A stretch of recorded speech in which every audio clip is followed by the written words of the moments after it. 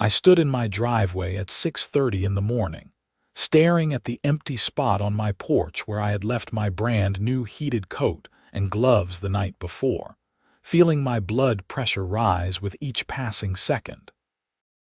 The Denver cold bit at my face, and all I could think about was how much I needed that coat for my morning jog, especially with temperatures hovering around 15 degrees.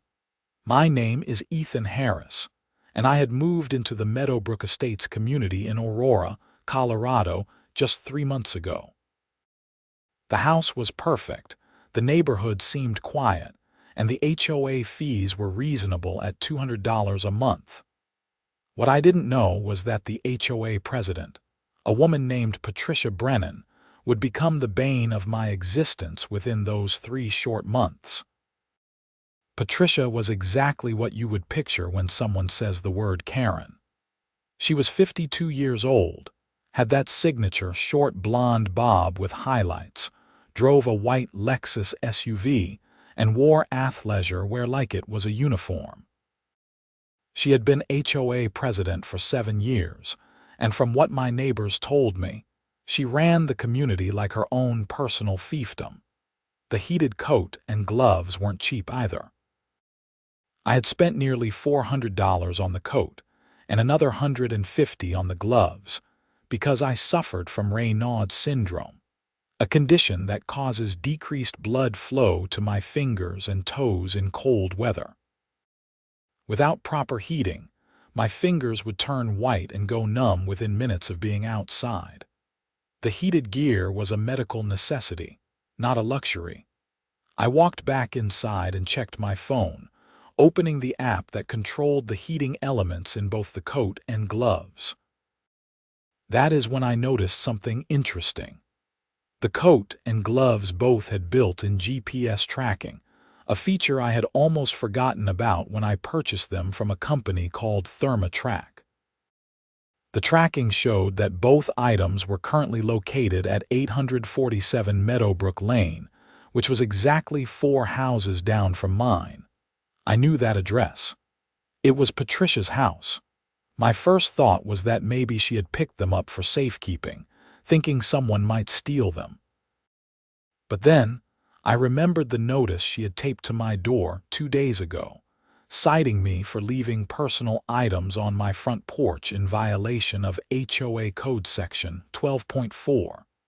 She had threatened a $50 fine if I did it again.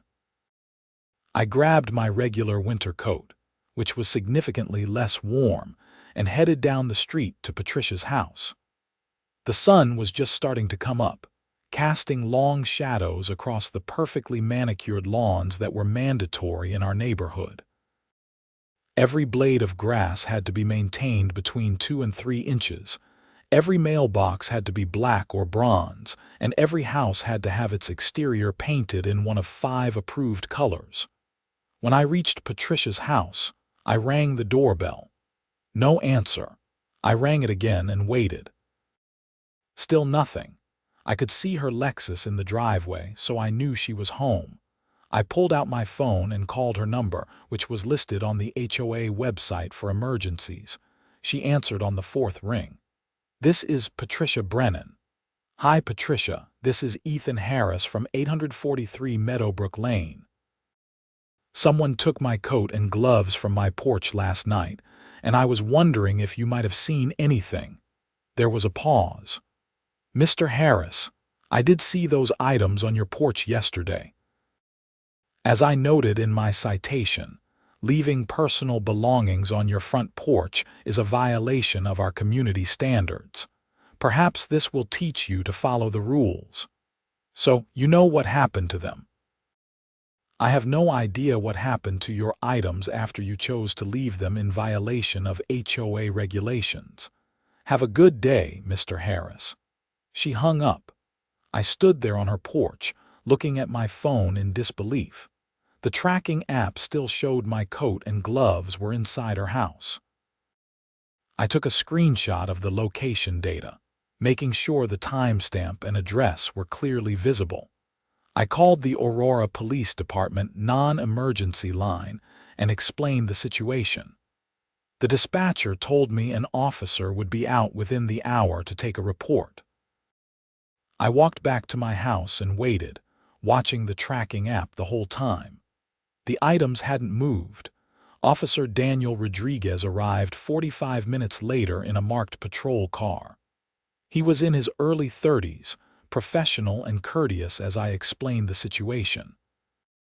I showed him the citation Patricia had left on my door, the tracking app showing the location of my stolen items and the screenshots I had taken. "So let me get this straight," Officer Rodriguez said, looking at his notepad.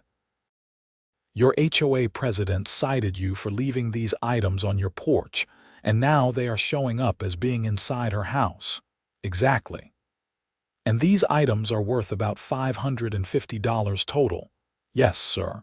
I have the receipts in my email if you need them." He nodded slowly. "That would make this a Class 2 misdemeanor theft in Colorado, since the value is over $300 but less than $2,000. Let me go have a conversation with Miss Brennan." I watched from my porch as Officer Rodriguez walked down to Patricia's house. This time, she answered the door almost immediately. I couldn't hear what they were saying, but I could see her animated hand gestures and the way she kept pointing in my direction. The conversation lasted about 10 minutes before Officer Rodriguez walked back to my house. "Miss Brennan claims she has no knowledge of your items and that you are harassing her," he said.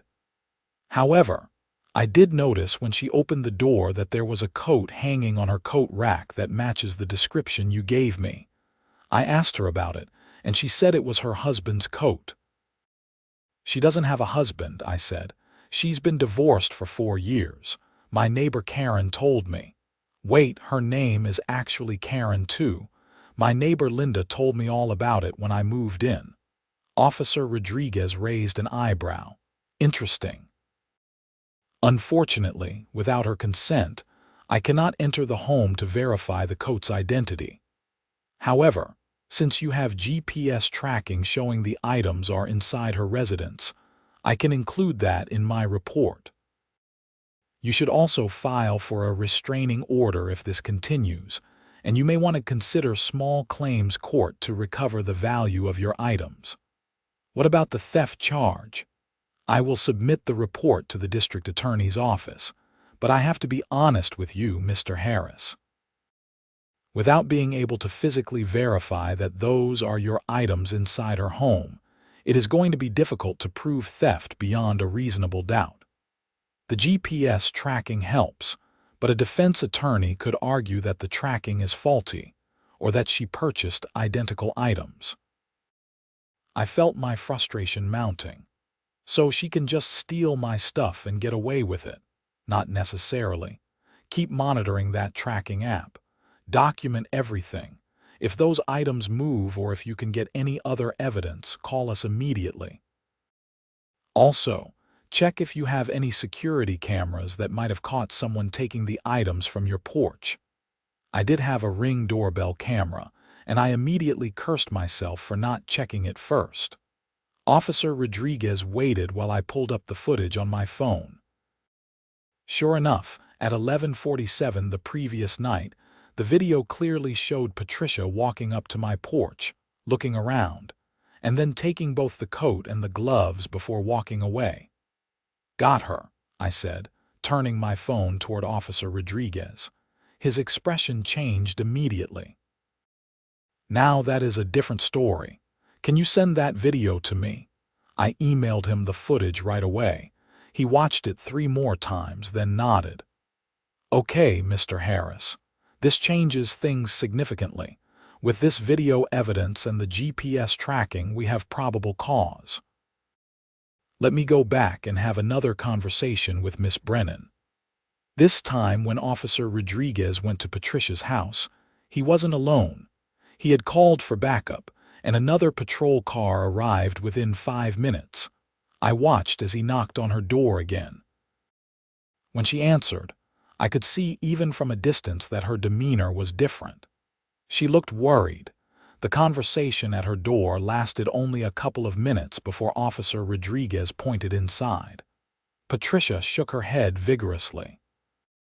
He said something else, and she reluctantly stepped aside to let him in. The other officer remained at the door. 15 minutes later, Officer Rodriguez emerged carrying my coat and gloves in a clear evidence bag. Patricia was with him, and she was wearing handcuffs. I met them at the end of my driveway as they walked past. Patricia wouldn't make eye contact with me, but her face was red with either anger or embarrassment. I could not tell which. "Mr. Harris, I am going to need you to come down to the station to make a formal statement and identify these items," Officer Rodriguez said. "Miss Brennan is being charged with theft and will be processed at the Aurora City Jail." "I want to speak to my lawyer," Patricia said sharply. "This is absolutely ridiculous. I am the HOA president, and I was simply enforcing community standards." "Madam, taking someone's personal property without permission is theft, regardless of your position in the HOA," Officer Rodriguez replied calmly. "You have the right to remain silent. Anything you say can and will be used against you in a court of law. You have the right to an attorney. If you cannot afford an attorney, one will be appointed for you. You understand these rights?" "Yes," Patricia hissed. They loaded her into the back of the patrol car, and I followed Officer Rodriguez to the Aurora Police Department on East Alameda Avenue. The station was busy, even for a Saturday morning, with people filing reports and officers moving in and out. I spent 2 hours there, giving my statement, identifying my property, and signing various forms. The detective who took my statement was a woman named Sarah Mitchell. She was thorough and professional, asking detailed questions about my interactions with Patricia and the HOA. "This is not the first complaint we have had about Miss Brennan," Detective Mitchell told me as she typed up my statement. "There have been 3 other reports filed against her in the past 18 months, all involving harassment and intimidation of other HOA members. Unfortunately, those cases did not have enough evidence to pursue charges." "What kind of harassment?" I asked. "One resident claimed she poisoned their dog after they painted their front door the wrong color. We could not prove it. Another claimed she keyed their car after they installed a satellite dish without HOA approval. Again, no proof. The third was a noise complaint that escalated to her allegedly throwing rocks through their window. No witnesses, no evidence. She sounds like a real piece of work." "That is putting it mildly, Mr. Harris. The fact that you had video evidence and GPS tracking makes this case much stronger. The district attorney will definitely pursue this." I finally got my coat and gloves back 3 hours later, after they had been photographed and cataloged as evidence. The detective explained that they had downloaded the GPS tracking data directly from the manufacturer, which would serve as additional evidence at trial. When I got home, there were 7 voicemails on my phone. 4 were from other HOA board members, asking me to call them back immediately. 2 were from neighbors who had heard about Patricia's arrest. The last one was from Patricia's lawyer, demanding that I drop the charges or face a defamation lawsuit. I called my own lawyer, a guy named Marcus Chen, who had helped me with my real estate closing when I bought the house. He listened to the whole story and then laughed. "Ethan, this is the most clear-cut theft case I have seen in years. Do not drop anything, do not respond to her lawyer, and definitely do not agree to any kind of settlement until we see what the DA does. Also, you should probably start attending HOA meetings. With Patricia out, there is going to be a power vacuum, and you want to make sure someone reasonable takes over." The HOA meeting was scheduled for the following Tuesday evening at 7 p.m. in the community clubhouse. I had never attended one before, having moved in between meeting dates and generally not caring about HOA politics. But Marcus was right. If Patricia had been abusing her power this badly, someone needed to make sure her replacement was not going to be worse. When I arrived at the clubhouse, the parking lot was packed.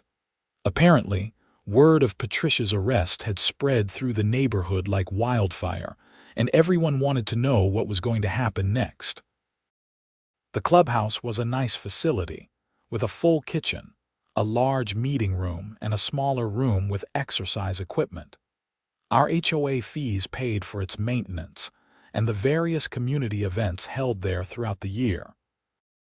I found a seat in the back row as the meeting was called to order by Martin Shepard, the HOA vice president. Martin was in his late 60s, retired, and had lived in Meadowbrook Estates for 12 years. He looked uncomfortable as he stood at the front of the room with a microphone. "Good evening, everyone. I know we have a lot to discuss tonight given the events of this past weekend, but first, I want to go over our standard agenda items before we address the elephant in the room." There were groans from the audience. A woman in the front row stood up. "Martin, nobody cares about the minutes from last month's meeting. Tell us what is happening with Patricia." Martin sighed. "Fine. As you all know by now, Patricia Brennan was arrested on Saturday morning and charged with theft. She has been released on bond and is awaiting trial. Per our HOA bylaws, any board member who is charged with a crime involving dishonesty or moral turpitude must temporarily step down from their position until the matter is resolved. Patricia has refused to step down voluntarily, so the board will be voting tonight to remove her." "It is about time," someone shouted from the middle of the room. "She has been a tyrant for years." This opened the floodgates. For the next 30 minutes, people stood up one after another to share their stories about Patricia's abuse of power. She had fined people for the most minor infractions, like having their garbage cans visible from the street for more than 12 hours after pickup. She had rejected every variance request submitted in the past 3 years, even reasonable ones. She had allegedly told one family they could not display Christmas lights because they were not on the approved list, even though the bylaws said nothing about approved light vendors. One man, whose name was Robert, told a story about how Patricia had tried to force him to cut down a tree in his backyard because she claimed it was diseased and posed a threat to other properties. He had paid for an independent arborist to inspect the tree, who confirmed it was perfectly healthy.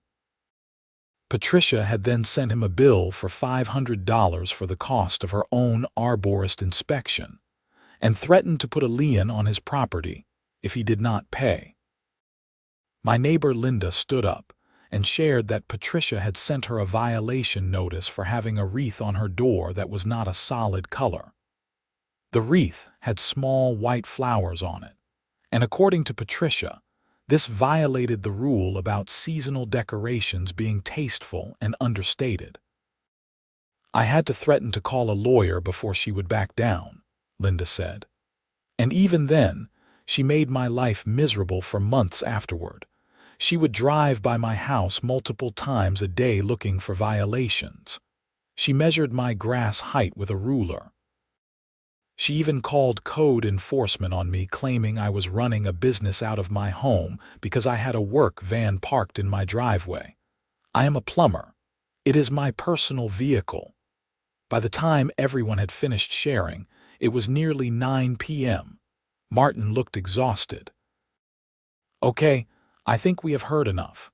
All in favor of removing Patricia Brennan as HOA president, say aye."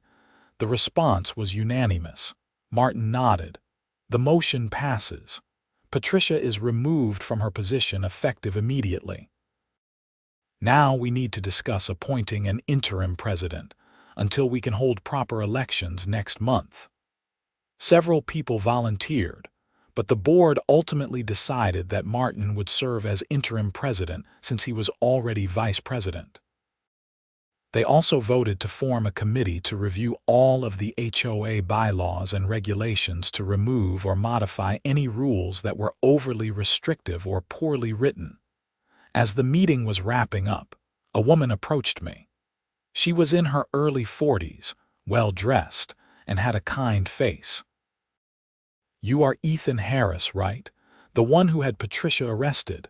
"That would be me." "I am Brenda Anderson. I live on Maple Drive, just around the corner from you. I wanted to thank you for finally standing up to her. A lot of us wanted to, but we were afraid of the retaliation." I did not really stand up to her so much as she stole my stuff and I reported it. Brenda smiled. "Maybe so, but you followed through. You got evidence, you called the police, and you did not back down when her lawyer tried to intimidate you. That takes courage. I hope you will stay involved with the HOA. We need people like you on the board." I had not really thought about joining the HOA board, but Brenda's words stuck with me as I drove home that night. Maybe this was an opportunity to make sure the community was run fairly, and that nobody else had to deal with the kind of abuse Patricia had inflicted on people. Over the next few weeks, life started to return to normal. I used my heated coat and gloves every day for my morning jogs, and the GPS tracking gave me an odd sense of security, knowing I could always find them if something happened. The temperatures had dropped even further, with several days hitting single digits, and my Raynaud's syndrome would have been unbearable without the proper gear. The court date for Patricia's preliminary hearing was set for mid-December. My lawyer Marcus advised me that I would need to testify about the theft and the circumstances surrounding it. The district attorney handling the case, a woman named Jennifer Wallace, called me a week before the hearing to go over my testimony. "This should be pretty straightforward," DA Wallace told me over the phone. "We have video evidence, GPS tracking, and your testimony." Her defense attorney will probably try to argue that she was enforcing HOA rules or that this was some kind of misunderstanding, but the evidence is pretty clear. What kind of sentence is she looking at if convicted? For a Class 2 misdemeanor theft in Colorado, she could face up to 364 days in county jail and a fine of up to $1,000. However, since this is her first offense, she will probably get probation and community service. The judge might also order her to pay restitution for the value of the items and any costs you incurred. The preliminary hearing was held at the Arapahoe County Courthouse in Centennial, about a 20-minute drive from my house. I arrived early and met with DA Wallace in a small conference room. She was in her mid-30s, sharp and professional, with thick folders of documents spread across the table. "Patricia's attorney is going to ask for a plea deal," she told me. "They have already reached out twice. She wants to plead to a lesser charge with no jail time. What do you think?" I asked. "Honestly, I think we should take it to trial if she does not agree to a reasonable plea. The evidence is too strong, and I think she needs to face real consequences for her actions. But ultimately, if she pleads guilty to the theft charge and agrees to probation, restitution, and community service, that might be the best outcome. It saves you from having to testify at a full trial, and it still results in a conviction on her record." The hearing itself was brief. Patricia sat with her attorney, a man in an expensive suit who looked annoyed to be there. The judge reviewed the evidence and found probable cause to proceed with the charges. Patricia's attorney requested a continuance to negotiate a plea deal, which the judge granted. The next court date was set for January 15th. As I was leaving the courthouse, Patricia's attorney approached me in the hallway. "Mr. Harris, I am David Cunningham, representing Miss Brennan.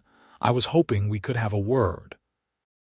"My attorney told me not to talk to you," I said, continuing to walk toward the exit. "I understand, but please, Just hear me out for 30 seconds.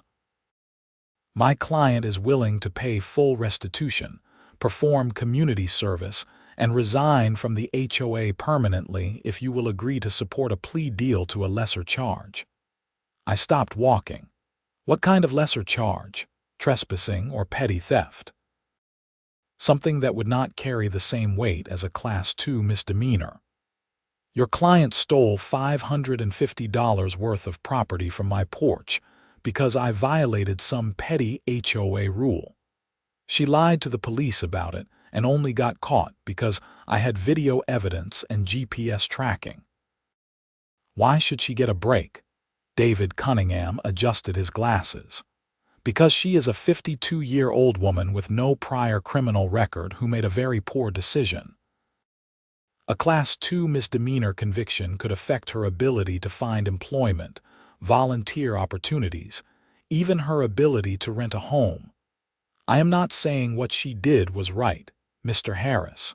I am saying that mercy and proportional consequences matter. I thought about it for a moment. On one hand, Patricia had been a nightmare to deal with and had apparently made many people's lives miserable. On the other hand, she was facing real consequences now, and maybe that was enough. I will think about it and talk to my lawyer.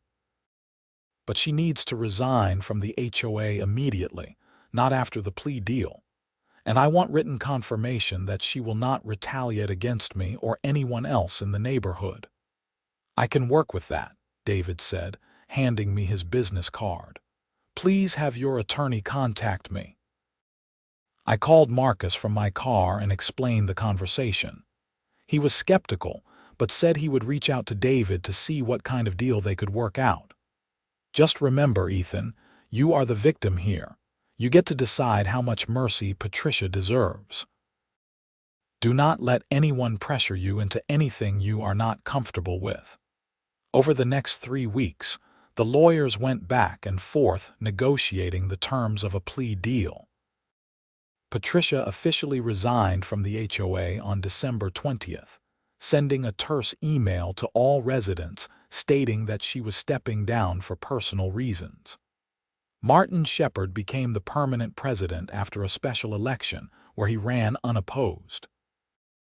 The plea deal was finalized on January 10th, 5 days before the scheduled court date. Patricia agreed to plead guilty to criminal trespassing, a Class 2 misdemeanor, and petty theft, a Class 1 petty offense. She would serve 1 year of probation, complete 100 hours of community service, pay me full restitution of $550 plus an additional $200 for my legal fees and time off work, and she was prohibited from serving on any HOA board in Colorado for 5 years.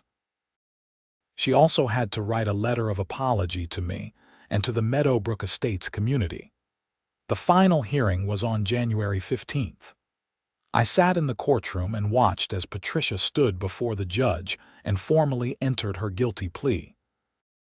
The judge accepted the plea deal and imposed the sentence exactly as negotiated. When it was over, Patricia left the courtroom without looking at anyone. I received her letter of apology 2 weeks later. It was typed, not handwritten, and it read like something her attorney had written for her. Dear Mr. Harris, I apologize for taking your coat and gloves from your porch. My actions were inappropriate and I regret any inconvenience I caused you. I hope we can both move forward from this incident. Sincerely, Patricia Brennan. It was not exactly heartfelt, but it was something. The restitution check arrived a week after that, and I deposited it immediately. With that money, I bought a better security camera system for my house and donated $100 to a local charity that helped homeless people stay warm in the winter. By February, things had settled into a new normal in Meadowbrook Estates. Martin proved to be a fair and reasonable HOA president, and the committee reviewing the bylaws had already proposed several changes to eliminate the most ridiculous rules. The requirement that grass be maintained between 2 and 3 inches was changed to between 1 and 4 inches. The rule about approved Christmas light vendors was eliminated entirely, and the restrictions on front porch decorations were loosened to allow reasonable seasonal displays. I ended up joining the HOA board as treasurer in March, after the previous treasurer retired and moved to Florida. It was not a job I had ever imagined myself doing, but I felt like I owed it to the community to help make sure things were run properly. Plus, it gave me insight into the finances and operations, which helped me understand where my HOA fees were actually going.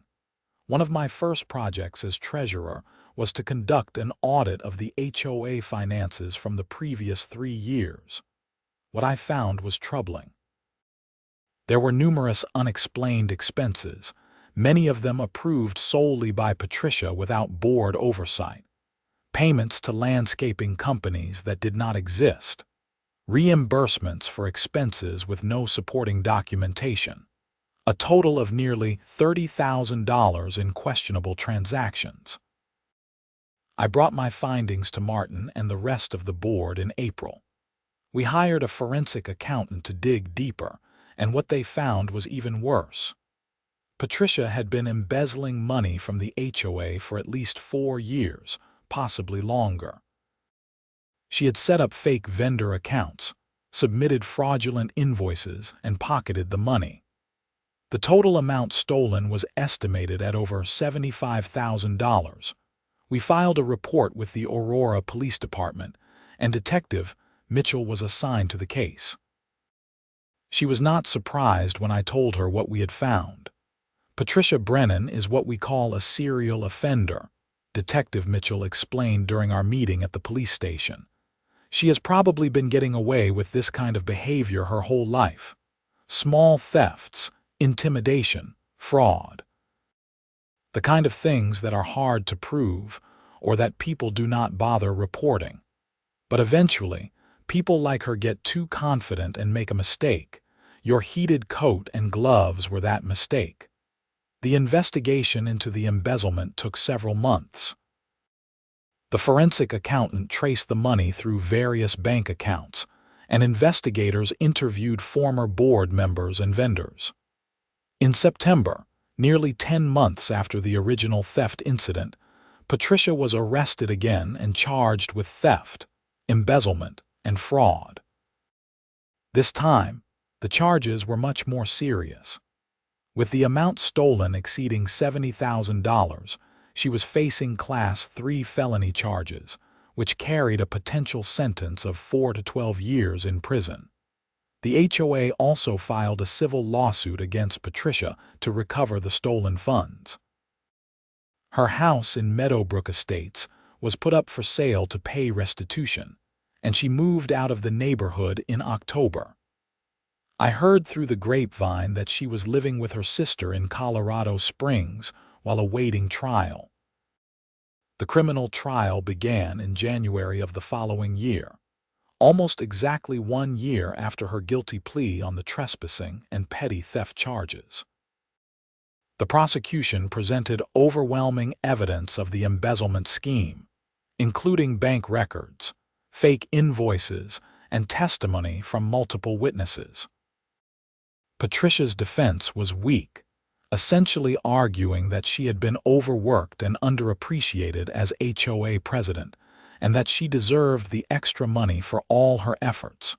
The jury did not buy it. They deliberated for less than 3 hours before returning guilty verdicts on all counts. In March, Patricia was sentenced to 6 years in prison and ordered to pay full restitution of $78,000 to the HOA. With credit for time served and good behavior, she would likely serve about 4 years. Standing in the courtroom during the sentencing, I felt a mixture of satisfaction and sadness. Satisfaction that justice had been served and that Patricia would face real consequences for her actions. Sadness that it had come to this at all. If she had just been a reasonable person, if she had not let power go to her head, if she had treated people with basic respect, None of this would have happened. As I walked out of the courthouse that day, I ran into Brenda Anderson, the woman who had thanked me at the HOA meeting over a year ago. She had been one of the witnesses at the trial, testifying about Patricia's harassment of her family. "Can you believe it?" Brenda said. "6 years in prison, I almost feel bad for her." "Almost," I agreed. "But she did this to herself. All I did was report a theft." Everything else came out because people finally felt safe enough to come forward.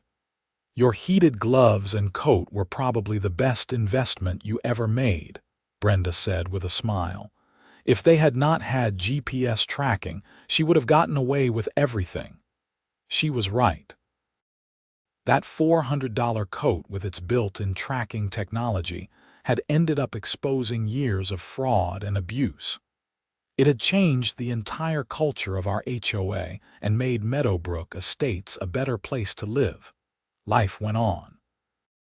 I continued serving as HOA treasurer, and we implemented new financial controls to prevent anything like Patricia's embezzlement from happening again. All expenses over $500 now required approval from at least 3 board members.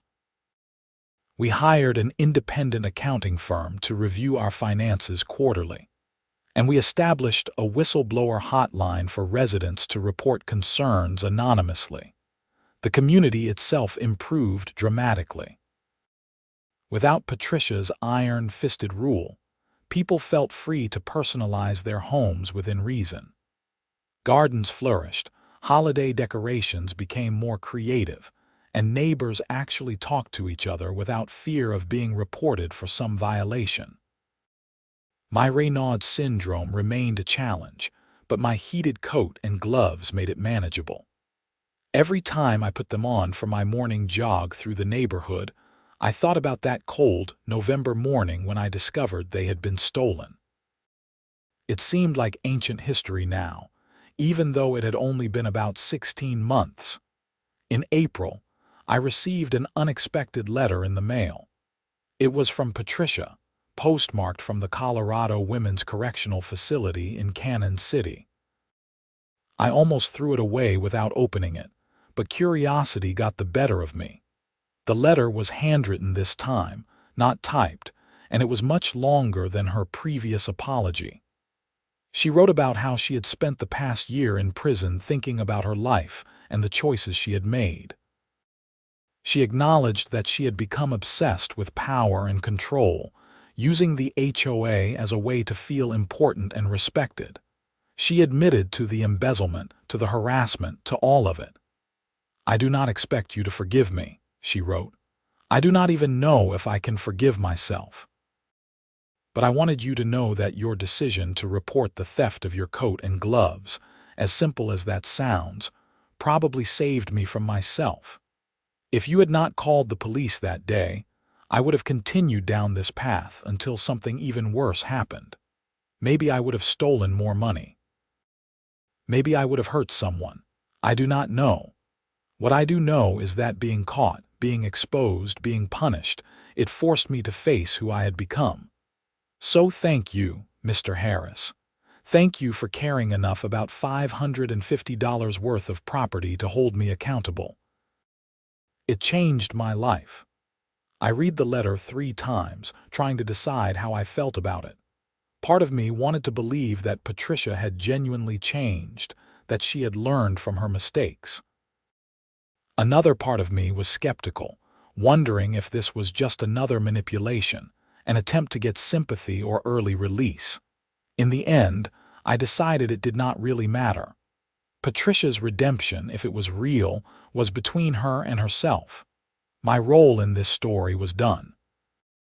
I had reported a crime, cooperated with the investigation, and helped uncover a larger pattern of fraud.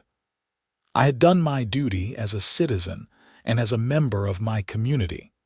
I folded the letter and put it in a drawer with all the other documents related to the case. Maybe someday I would write Patricia back.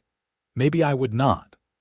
For now, I had an HOA meeting to attend and financial reports to review and a life to live. That evening, I stood on my front porch wearing my heated coat and gloves, watching the sun set over the Rocky Mountains in the distance.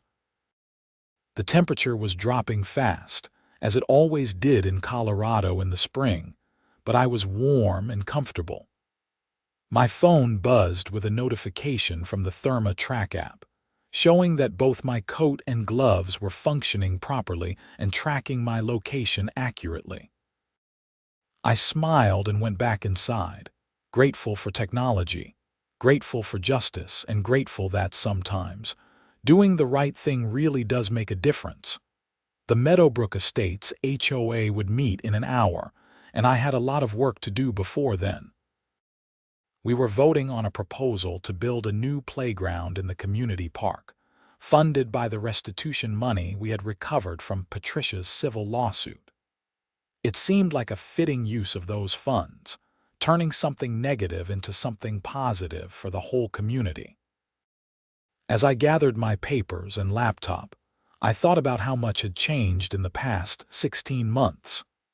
I had gone from being a new homeowner who just wanted to be left alone to an active member of the HOA board, helping to shape the future of our community. I had learned that standing up for yourself matters, that evidence and documentation are crucial, and that sometimes the smallest actions can have the biggest consequences. And I had learned that heated gloves and coats with GPS tracking are worth every single penny. The HOA meeting that night was productive and positive. We approved the playground proposal unanimously. We reviewed the quarterly financial report, which showed that our reserves were healthy and that all expenses were properly documented and approved. We discussed upcoming community events, including a summer barbecue and a fall festival. When the meeting ended, several neighbors came up to me to chat. Linda asked me about my morning jogging routine and whether the trails in the nearby park were safe. Robert, the guy who had been forced to get his tree inspected, thanked me again for exposing Patricia's corruption. Another neighbor named Tom invited me to join his poker game the following week. These were the kinds of normal, friendly interactions that had been missing from Meadowbrook Estates during Patricia's reign. People felt comfortable now. They felt safe. They felt like they actually lived in a community instead of a dictatorship. Walking home that night, I passed Patricia's old house. The new owners had moved in 2 months ago, a young couple with a baby.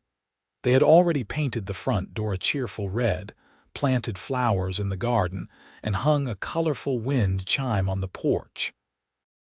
I wondered what they would think if they knew the history of their home, if they knew about the woman who used to live there and the crimes she had committed. But that was not their burden to carry. They got to start fresh, to make new memories, to be part of a community that was finally functioning the way it should. When I got home, I hung my coat and gloves in the front closet, right next to my regular winter gear. Tomorrow morning I would put them on again for my jog, and the day after that, and the day after that. They had served me well, not just as protection against the cold, but as tools for justice. I checked the Therma Track app one more time before bed, confirming that both items were securely in my house. The GPS showed my exact address, 843 Meadowbrook Lane, Aurora, Colorado. Everything was right where it should be. As I lay in bed that night, I thought about Patricia sitting in her prison cell in Cannon City. I wondered if she was thinking about what she had lost, about the life she could have had if she had made different choices. I hoped she was using this time to genuinely reflect and change. But even if she was not, even if her letter had been insincere, it did not change the outcome. Justice had been served. The community was better off, and I could sleep peacefully knowing that I had done the right thing. The next morning, I woke up at 6 a.m. as usual. The temperature outside was 20 degrees, perfect weather for my heated gear. I put on my coat and gloves, laced up my running shoes, and headed out into the crisp Colorado morning. As I jogged through the neighborhood, passing house after house filled with people who no longer had to live in fear of unreasonable fines or harassment, I felt a sense of pride. Not pride in myself specifically, but pride in what can happen when people stand up for what is right, when they refuse to be bullied, when they demand accountability. A woman was walking her dog on Maple Drive, and she waved as I passed. I waved back, my heated gloves keeping my fingers warm and functional. 2 kids were waiting for the school bus, their breath visible in the cold air. An elderly man was getting his newspaper from the driveway. These were ordinary moments, mundane even. But they represented something important. A community that worked, where people could live their lives without drama or fear, where the rules were fair and enforced equally. I completed my usual 3-mile loop and returned home just as the sun was fully rising over the mountains. My phone showed that I had burned 412 calories and maintained a decent pace despite the cold. The heated elements in my coat and gloves had kept me comfortable the entire time. After a shower and breakfast, I sat down at my computer to work. I was a software engineer and worked from home most days, which had been one of the reasons I bought a house in Meadowbrook Estates. The quiet neighborhood was perfect for focusing on complex coding problems. Around noon, I got an email from Martin Shepard with the subject line, "New HOA Business." I opened it, expecting some routine update about landscaping or pool maintenance. Instead, it was a forward of an email from the district attorney's office. "Thought you would want to see this," Martin wrote. "Looks like Patricia's case is having ripple effects." The forwarded email explained that the DA's office had received multiple complaints about HOA abuse in other communities following the publicity around Patricia's conviction. They were launching a task force to investigate HOA fraud and corruption throughout Arapahoe County. They were also working with state legislators to introduce new laws requiring greater financial transparency and oversight for homeowner associations. I replied to Martin, "That is fantastic news. Maybe some good will come out of all this mess." He wrote back immediately, "Already has. Our community is proof of that. See you at next week's meeting." The rest of the day passed uneventfully. I coded, I ate lunch, I took a break to walk around the neighborhood. When evening came, I made dinner and settled in to watch some television. But as I sat there on my couch, I kept thinking about Patricia's letter, about the task force investigating HOA corruption, about all the people who had been brave enough to share their stories about Patricia's abuse. One person's decision to steal a coat and gloves had exposed a much larger pattern of wrongdoing. And now, that exposure was leading to systemic changes that would help protect homeowners throughout the county, maybe even throughout the state. It made me think about responsibility, about how we all have a choice when we witness wrongdoing.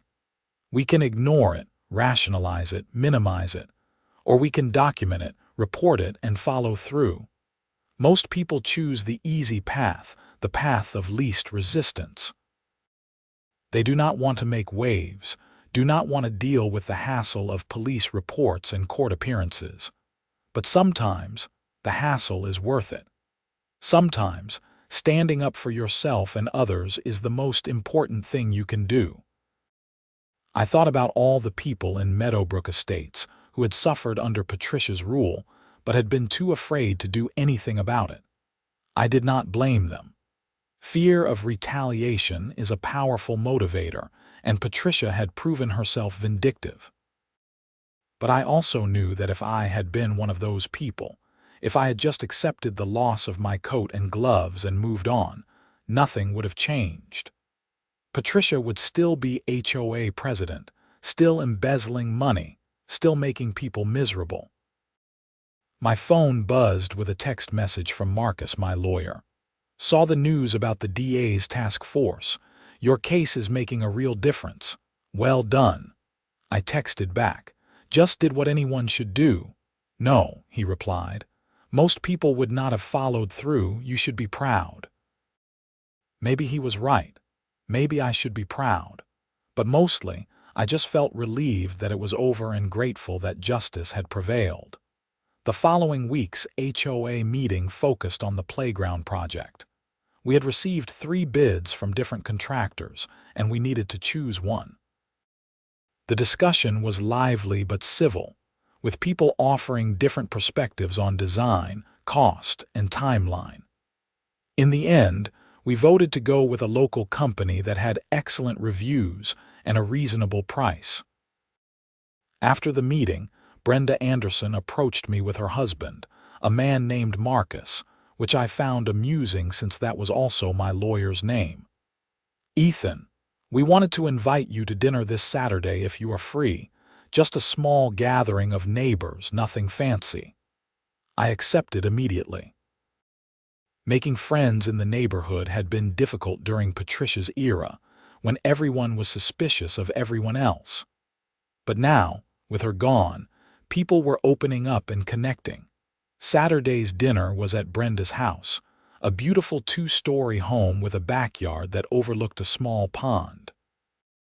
8 people attended, all from Meadowbrook Estates, all with stories about their experiences with Patricia. But the tone was not bitter or angry. Instead, people were laughing about the absurdity of some of the violations they had received, the ridiculous rules they had been forced to follow. She once cited me for having a garden gnome, Tom said, shaking his head. Said it was not aesthetically appropriate for the community standards. I had to threaten to bring it up at a board meeting before she backed down. I got cited for having a bird feeder, another neighbor named Susan said. She claimed it attracted pests. I told her the birds were here before the houses were, and they would be here after we are all gone. She did not like that answer. As the evening went on and the wine flowed, the conversation shifted from Patricia to more positive topics. People talked about their jobs, their families, their plans for home improvements now that they did not have to worry about unreasonable HOA restrictions. It felt good to be part of a real community, to know my neighbors, to feel connected to something larger than myself. When I got home that night, I stood in my driveway and looked up at the stars. The Colorado sky was clear and cold, with thousands of stars visible. I thought about the journey that had brought me to this moment, starting with that cold morning in November, when I discovered my coat and gloves were missing. If someone had told me then that this simple theft would lead to criminal convictions, embezzlement investigations, systemic reforms, and a genuine community transformation, I would not have believed them. But that is exactly what happened. And it all started with GPS tracking technology and a refusal to let wrongdoing go unreported. I went inside, checked the ThermaTrack app one last time, and went to bed. Tomorrow was Sunday, which meant another morning jog in my heated gear, another day of living in a neighborhood that finally felt like home. Months passed. The playground was completed in June, and the community held a ribbon-cutting ceremony. Kids played on the new equipment while parents chatted on benches nearby. Martin gave a speech about how the playground represented a new chapter for Meadowbrook Estates, one built on fairness, transparency, and community spirit. In July, I received notification that Patricia's civil restitution payments were being processed. The HOA would receive the full $78,000 over time, as Patricia's house sale proceeds and prison wages were garnished. It would take years to recover everything, but at least we were on the path to being made whole.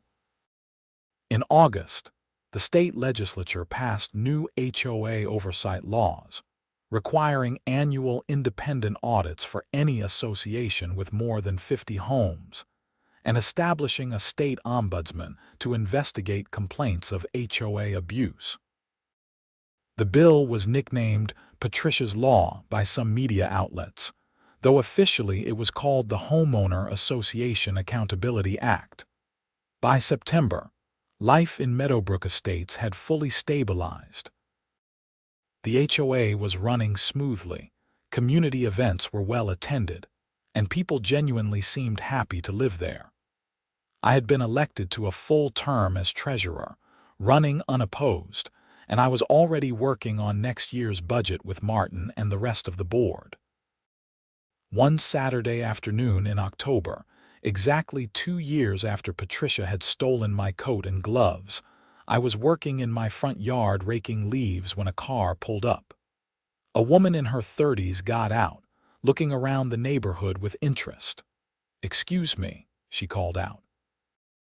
"I am thinking about buying a house in this community. Can I ask you what it is like to live here?" I leaned on my rake and smiled. "It is great, really great. We have an active HOA that actually works for the residents instead of against them. Good neighbors, nice facilities, reasonable rules. I have been here 2 years and I have no complaints. I heard there was some drama with the HOA president a while back. There was, but that got resolved. The person responsible went to prison, and we have made a lot of changes to make sure nothing like that happens again. Honestly, it is probably the best-run HOA I have ever dealt with." The woman smiled. "That is good to hear. I have heard horror stories about HOAs, so I wanted to get a resident's perspective before making an offer. Feel free to come to one of our monthly meetings if you want to see how things work. They are open to prospective buyers. Next one is Tuesday at 7 p.m.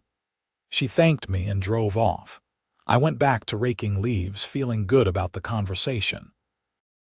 2 years ago, I would not have been able to recommend this community to anyone. But now, I genuinely meant everything I said. That evening, I put on my heated coat and gloves and went for a walk around the neighborhood. The fall colors were beautiful, with trees showing brilliant reds, oranges, and yellows. The air was crisp, but not yet cold enough to need the heated elements turned on high. As I walked, I thought about everything that had happened since that November morning. The theft, the investigation, the arrest, the embezzlement discovery, the trial, the conviction, the reforms. It had been a wild ride full of stress and uncertainty, but it had also been worthwhile.